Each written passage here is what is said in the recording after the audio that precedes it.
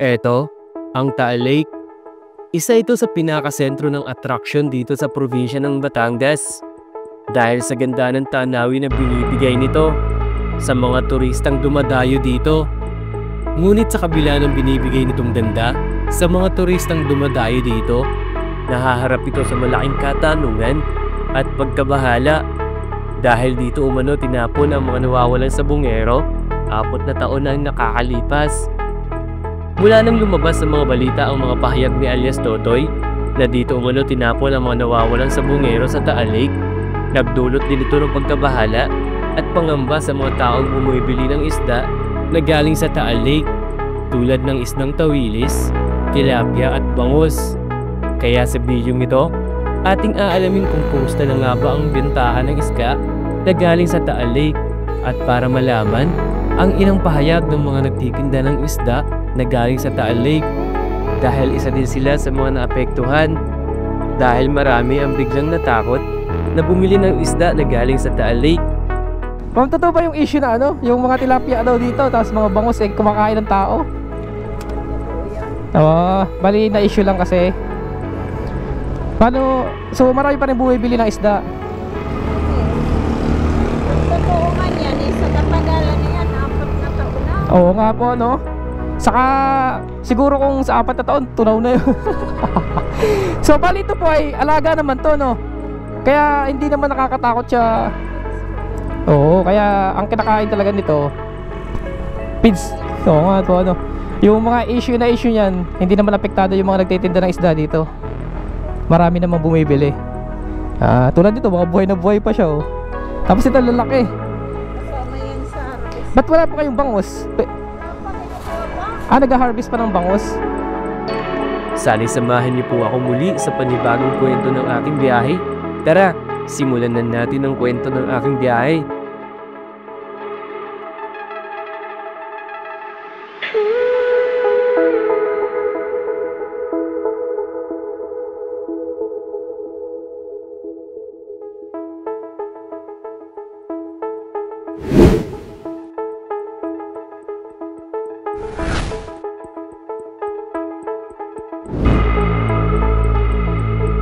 Okay mga ka-motivation, bali kamusta kayo? Bali nandito tayo ngayon sa may Tagaytay Talisay Road. Dito lang ito sa may pabagbaba ng Tagaytay Rotonda. Ito kasing kalsada na to, isa rin tong daan na mas mabilis kung bababa kayo sa bayan ng Talisay, Batangas. So since na nandito na ako sa Tagaytay Talisay Road, bababa tayo dito sa may bayan ng Talisay para alamin kung ano na ba yung status or anong kwento-kwento dahil nga sa diba ngayon na tinututukan ng buong Pilipinas yung issue ng pagkawala ng mga sabungero dahil na dawit tong Taal Lake. Tapos dito sa probinsya ng Batangas, dito na itapon daw yung mga sabungero dito sa may Taal Lake. So aalamin natin, sana magkaroon tayo ng pagkakataon na ma-interview yung mga nagtitinda ng isda para maibigay din yun or malaman natin yung sa side nila kung apektado na nga ba sila sa pagbebenta ng isda or marami pa ba nabili or wala na or humina na. Kasi isa yan sa nagiging issue ngayon naman sa mga nagtitinda ng isda dito sa may part ng Taal Lake or sa gilid ng Taal Lake, talo yung mga tilapia at mga bangus, tapos yung mga tawilis na nakukuha dito sa Taal Lake. So maraming kwento na marami na daw hindi nabili kasi nga syempre nalaman natin ang kwento na dito daw tinapon sa may Taal Lake yung mga sabungerong nawawala. So syempre bilang kumakain ng isda, mag-aalangan ng iba na kumain kasi iisipin, di ba, kinain ng mga isda yung taong tinapon dito sa may Taal Lake. So mga motivation, sama kayo sa biyahe na to, bababa tayo dito para maipakita ko rin sa inyo yung sitwasyon dito ngayon sa may Batangas. Okay, let's go mga motivation. Bababa na tayo. Yeah.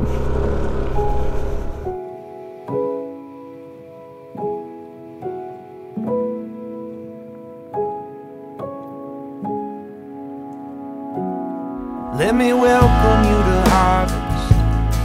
Would you mind if we got started? 'Cause I see you as a rolling field, trapped inside a studio apartment. Let me hold on to you can see every play. And I will tell you something that I figured out the hard way. Heaven knows I do find a peace, paradise hidden in the weeds, but not just me in real life. Love that no one can take away. It's a little more to every day, but not just me in real life. The cold gets in your jacket, and sometimes you just hear static. It doesn't mean you gotta change your ways. That's just life some days. Don't go messing with your heart. Don't you go messing with your heart. That's the only thing that beats the same. It reminds you from where you came. Heaven knows I do find a peace, paradise hidden in the weeds, but not just me in real life, just me in real life. Love that no one can take away, 'cause it gets a little more to every day, but not just me in real life, just me in real life. Ang ganda ng view dito mga ka-motivation, oh. Kitang-kita mo na yung Taal Lake. Ayan, oh. Mapakaganda, oh. Wow. Ang liwalas. Ganda ng Taal Lake, saka yung Taal Volcano. Kitang-kita na dito. Yan lang mga motivation, ayan, oh. Makurbada talaga dito. Kaya ingat kayo dito. Ayan, oh. Woohoo! Ingat tayo dito, ingat.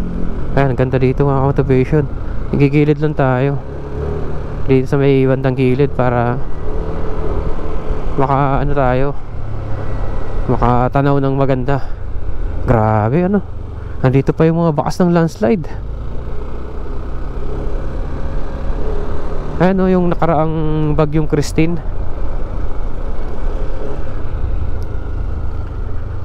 Ooh. Ito, ongoing ang dito paglalagay ng screen, Ayan, para may iwasan ang pagguho ng lupa. Ito, may dito, parang tunnel, binaak ang lupa. Ang ganda ng Taal Lake, saka yung Taal Volcano pagmasdan.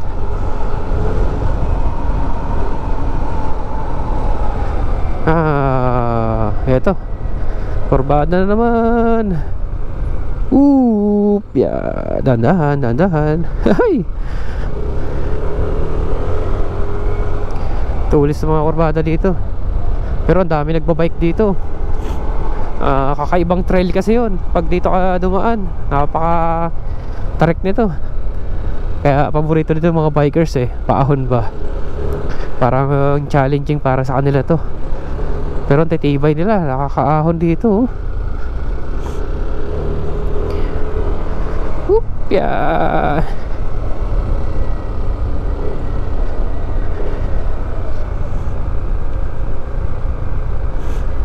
Grabe, tulis ng kurbadahan talaga dito. Pero sarap magmotor ng presko. Sarap dumaan dito. Ayun nga lang, parang medyo alangan to paggabi. Kasi walang kailaw-ilaw dito,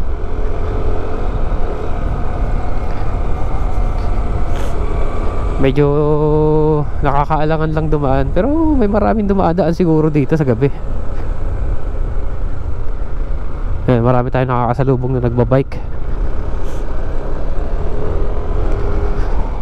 Grabe yung likuan dito, Woohoo! Malapit na tayo makababa dito sa may pinakabayan mismo ng Laurel, ay ng Talisay. Uy, may view deck dito mga motivation na tinitigilan. Ito yun. Dito, hindi pala to, sa kabila ata. Dito unahan ng konti, may tinitigilan dito yung kainan.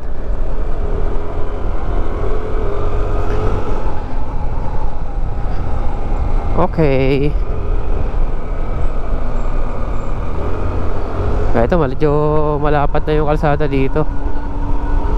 Maganda na. Nandito yung sigsagan din talaga madadaanan. Ito yung part na to.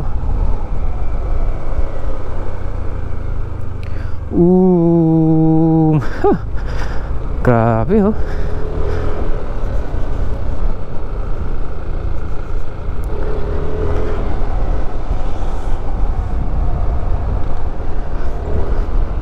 Grabe yung karbadahan. Ito pa.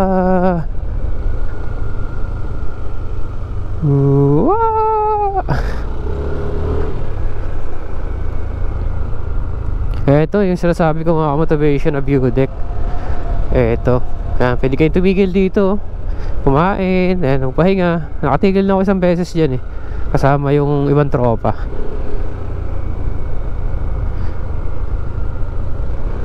Ang ganda rin kasi ng view doon.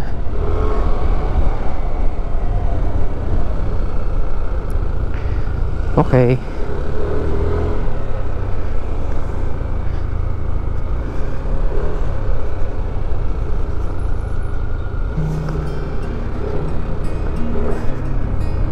Grabe. Yeah.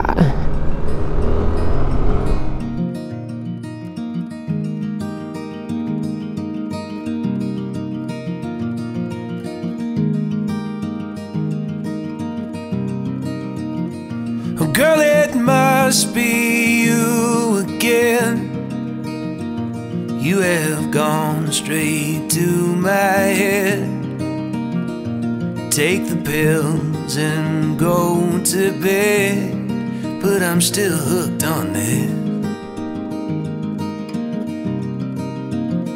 Well, you are sacred in a way. I don't know God, but still have faith that He will manifest some way when I am next to you.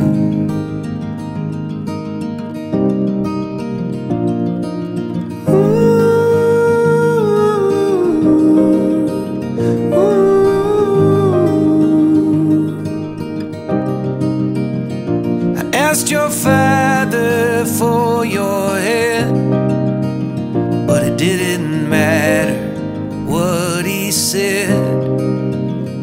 The thought of you in a white dress, I don't think I can shake it.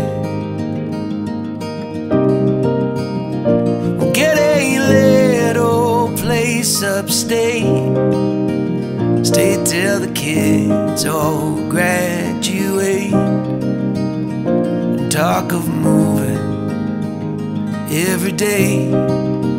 But who are we kidding?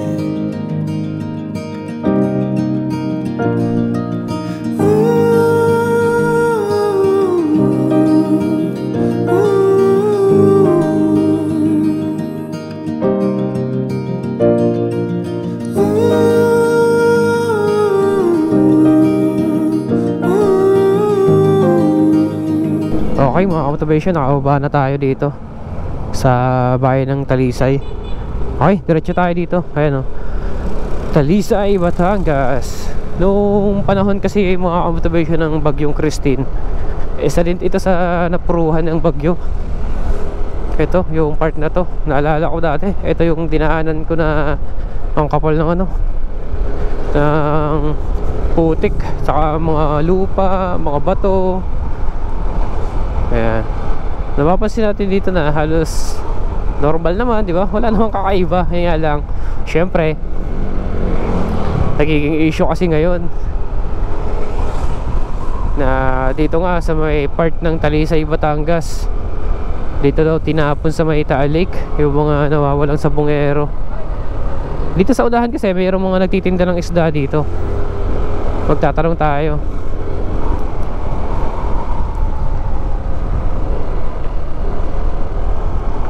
Sampaloc, Barangay Sampaloc. Nandito pala tayo sa may Barangay Sampaloc, dito sa may Talisay, Batangas.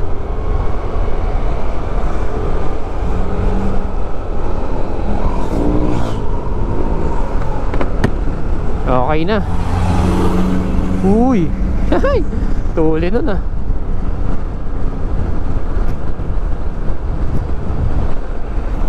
Dito kasi sa may left side natin, nandito lang talaga yung lake. Saka maraming ang mga nag-aalaga ng isda dito. Mga yan, mga tilapia, mga bangus.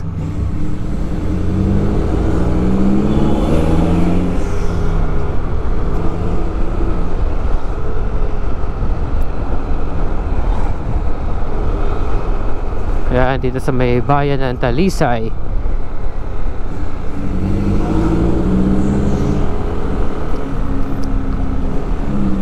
Dito ata yung ano may part dati na gumuho yung bundok na maraming namatay. Yung natabunan yung bahay. Alam ko dito sa part na yun malapit dito yun. Ito nga yun mga motivation dito sa looban na to. Dito nandyan yung yan yung bundok dyan, yung gumuho dati. Yung part na yun kasi dati nagtanong ako dati doon Dito mga motivation, may mga nagtitinda ng isda dito. Try natin makapagtanong tayo dito sa may bandang. Ito mga motivation ayun may mga nagtitinda na ng tilapia. Ayan. Ayan marami dito. So sana meron tayong matanungan.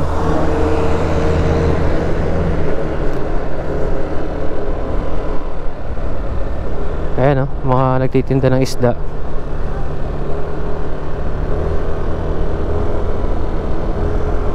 Wala. Ito malapit lang dito mga motivation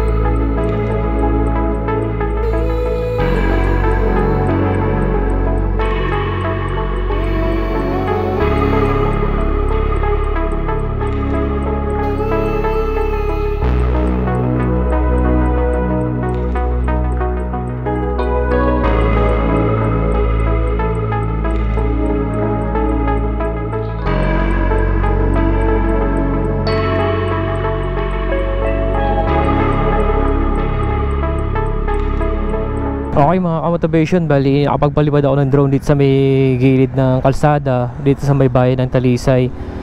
So dito kasi sa may bandang likuran natin, andyan na yung boundary ng Laurel. So dito tayo, didiretso naman tayo sa kabila, yung sa may part ng Ligaya Drive, kasi sako pa rin yun ng ng Talisay. Dito kitang kita kasi yung view dito. Ayan yan mga motivation, yung mga isdaan dito ayan ang lawak ng Taal Lake. Syempre, di ba, nasasangkot to ngayon sa issue ng mga nawawalan sa bungero. Kaya pinasyalan natin. Tanong nga tayo dito sa may nagtitinda ng tilapia. Kasi kanina hindi ako nakapagtanong Medyo busy kasi yung mga tao. Tingnan natin kung magkano na kilo.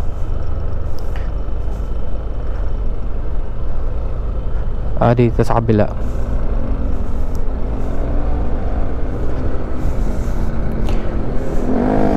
Dito sa kabila tayo natin magtanong kung meron pa dito. Ayan, dito. Okay, ayan, maganda tilapia dito. Magkano po kilo? Yeah. 120 po.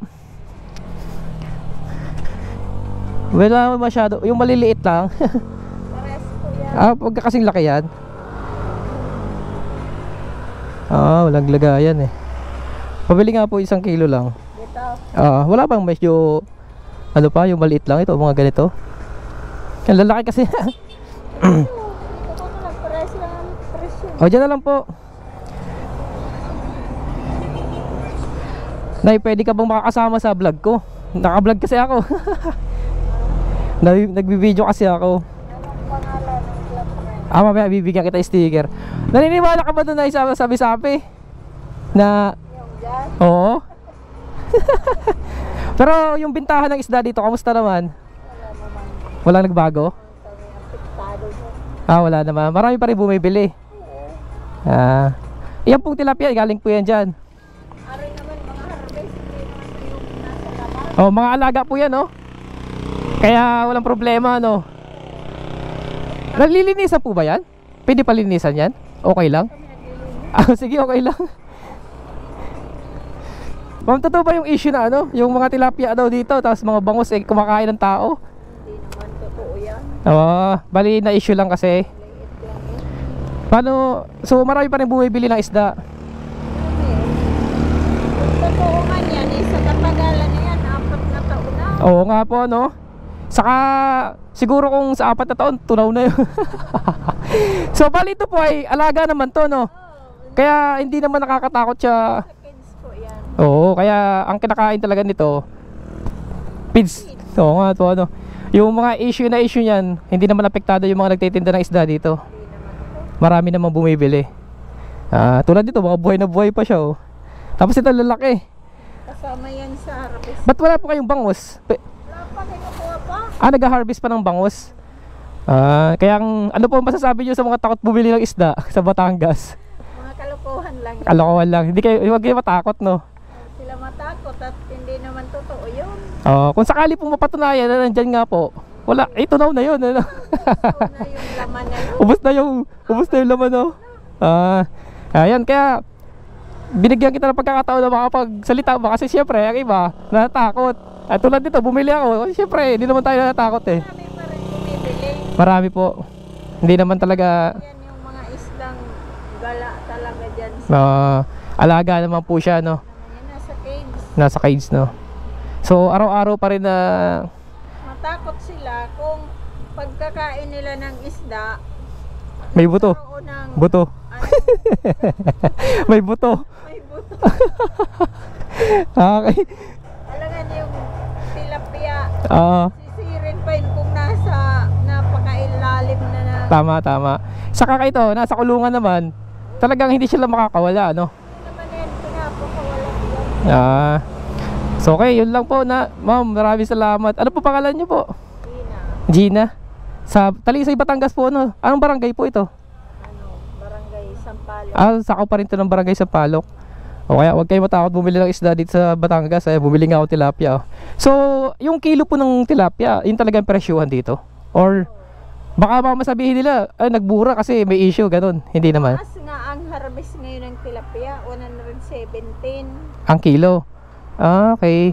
Baka sabihin kasi na iba ang mura ng tilapia ang binili mo, baka mamaya binabaan ng presyo. So yun talaga ang presyuhan. Dito kasi nag-aangkat ng mga isda ang mga magtitinda, yung mga maglalako. Dinadala sa ibang mga bayan, ano. Okay, salamat po, Ma'am Gina. Sige po, Ma'am Gina, salamat po. Okay, mga motivation, bali nakabili na tayo ng ng tilapia. Bali pinakita ko lang sa inyo para ang ibang mamimili ay hindi matakot bumili ng tilapia dito sa Batangas. Kasi yung mga tilapia na yan, sabi nga ni Ma'am Gina, alaga naman yan, sa cage naman yan.